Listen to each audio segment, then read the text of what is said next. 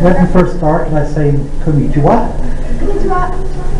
And welcome to my panel, Why Do I Love Watching Anime? First, let me try and introduce myself. My name is Robert Clyde Allen. I am the president of the NC Rowan County Anime Group in North Carolina. Rowan County has several cities in it, Salisbury being the main one. We have Spencer, East Spencer, Landis, Cleveland, China Grove, and etc., etc., etc. If I miss anybody, please forgive me. Why do I love watching anime? I believe that one of the things for me for watching anime is good storytelling. If you can find a character that you can relate with, that gets you closer into the ballpark of the story. I'm going to do, for this particular presentation, a little bit of comparison with American writing and Japanese writing to give you an idea of why I like watching anime. As you see up on the screen right now, this is a show from the 1960s called Love American Style. It was basically a show about romance, comedy series. Now, I'm going to go to the next picture. This is an anime called Maison Koku. It is a romance comedy as well. It was done by the artist Rumika Takahashi, who many of you may remember for USS Yazura, Knoxville Aliens, also to Maison was the second one I think she did, and then Rhonda One Half and Inuyasha. And Maison, like I said, it's basically a romance anime, and it's quite funny. But you can see the comparisons. You have Love American Style with a romance, and you have this is a romance. And I'm going to go to the next picture right here, which should be another picture from Maison and Koku. And we'll go to the next one after that. This one is called, and it's a romance comedy anime, Maid-sama. This young gentleman here is in love with this girl, and she's secretly trying to keep her lifestyle from her school a secret because she works as a maid in a maid cafe. But it's a nice little fun little comedy, and I highly recommend it. Put out by Semi-Works. Recommended age for it, I would suggest for 14 up. Okay. This show is called Welcome Back, Kotter. It was a show that was put on in the 1970s, ABC, and this had to deal with a teacher coming into a school, and he has a bunch of troubled students that, you know, that are not what you call the greatest students in the world, but he's the teacher in this series. And I'm going to go to the anime for this next one to show you my next example. Okay. This is called The Great Teacher Onizuka. Onizuka is an ex-motorcycle bike rider. He decides, I'm going to give this up. I'm going to become Japan's greatest teacher. And he goes and he gets enrolled into what you call a special school for the rich, and he has to deal with the problems with the students, and he tries to help them out. Now let's go on to the next one. Another one with Onizuka, looking like It's a very fun show. I do want to forewarn if there's any parents in here that this show is for a much older audience. I would not let somebody, let's say, under the age of 14 watch it. This is called Pride and Prejudice. Rich man, poor woman type of deal. For myself, I had never seen Pride or Prejudice. I only know it by reputation. But the next anime series I have seen, and I'm going to have to blow this up a little bit here. Just give me just a moment here. I'll try to. Oh, great. Come on, get up there, go up here.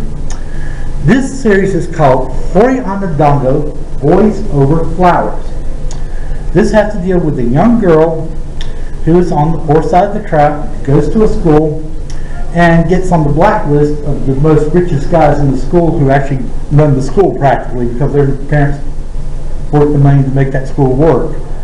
And this is also too an example of, like I said, poor girl, wrong side of the track, getting into a rich school. Basically a Pride and Prejudice type of story. And we'll go to the next picture. This is the manga for Boys Over Flowers, Hori Onodongo. It's an interesting series. There is also too a live action series and live action movies based on the Boys Over Flowers book, manga. Okay, this is called The Time Machine. This has to deal with time travel. And I saw this when I was a very young fellow back in the 60s.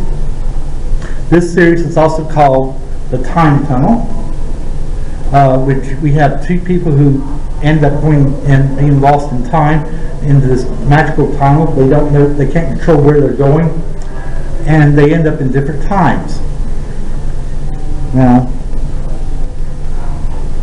this actor is William Hartnell, and his daughter, William Hartnell, who is playing Doctor Who, and Susan Foreman. And this is from the Doctor Who series. He was the first original Doctor. And we'll go on to this.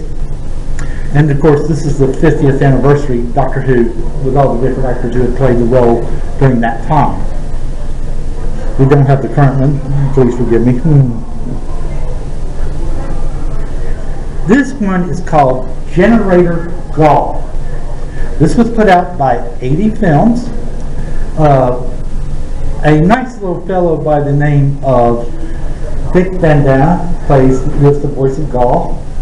It was one of his earlier roles, and it has to deal with three rebels going back in time to try to avoid World War III from happening. I highly recommend this series. Recommended age for it, I would have to say at least 12 up. But it is a marvelous series. If you've never seen it, I highly recommend it. And this is another one of them.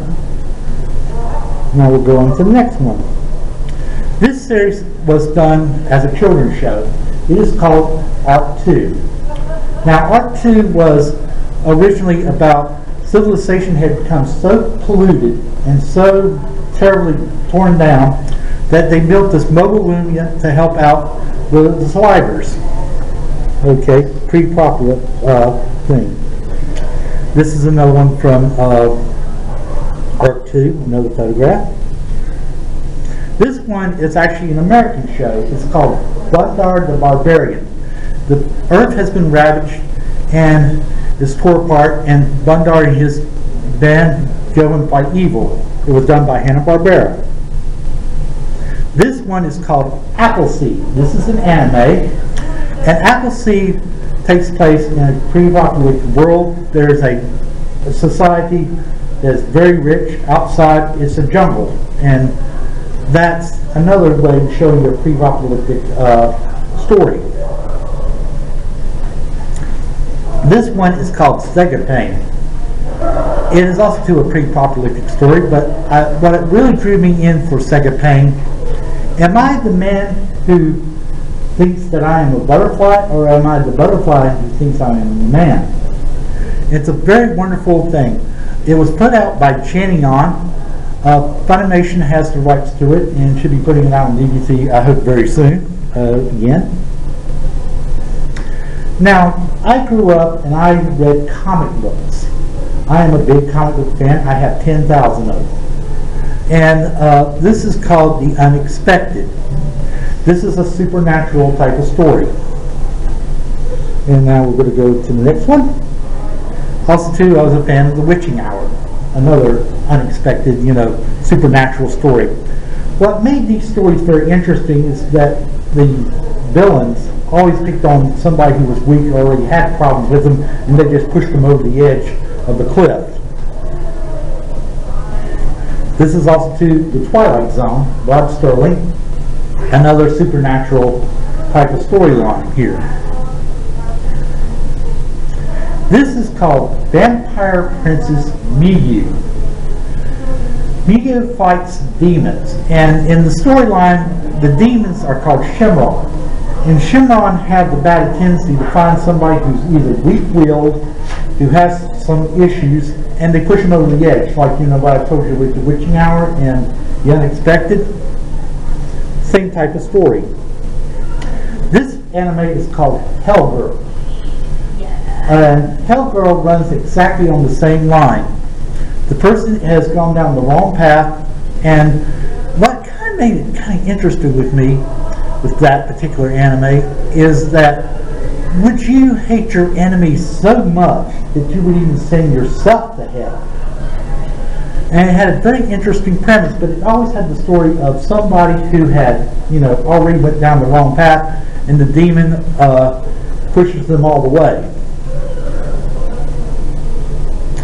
This one is called Tom Corey's Space Cadets. It was done in the 1950s by NBC. It was about a group of people being trained in outer space. This one is called The Space Academy. It was done by CBS. It was a children's show. And it was basically the same type of principle. You have a bunch of students out in outer space learning how to go through exams and stuff in order to become a better society. This anime is called Sylvia. It was put out by Geneon, and basically what you're seeing is the three teachers up there, the instructors who are in this series. Highly recommended. Recommended age of it is at least 10 up. And it's very well done. The music is done very well. Dub was done by Bang Zoom Entertainment. This is also to another picture of Sylvia. These are the students that they're training. This one is called Robin Hood. And steal from the idea of Robin Hood is not steal from the rich and give to the poor. That's a misperception. Robin Hood was fighting a dictatorship. And Robin Hood was always on the side of the right. And he was fighting, like I said, a terrible, horrible dictatorship. Now let's go to the next one. The same thing for William Tell. He was, in this live-action TV series, he was fighting against a type of dictatorship. This one is called The Record of Lotus War. And it's sort of knights in shining armor type of deal. They're fighting, to save an island from being destroyed from evil. Good versus evil type of story. The same thing for this animated series, which was also put out by AD Films. Both series I would highly recommend watching. This one I think everybody knows, The Wizard of Oz. Oh, the fun little series that is. And you notice we have a young lady in The Wizard of Oz. This one is called The Lion, the Witch, and the Wardrobe.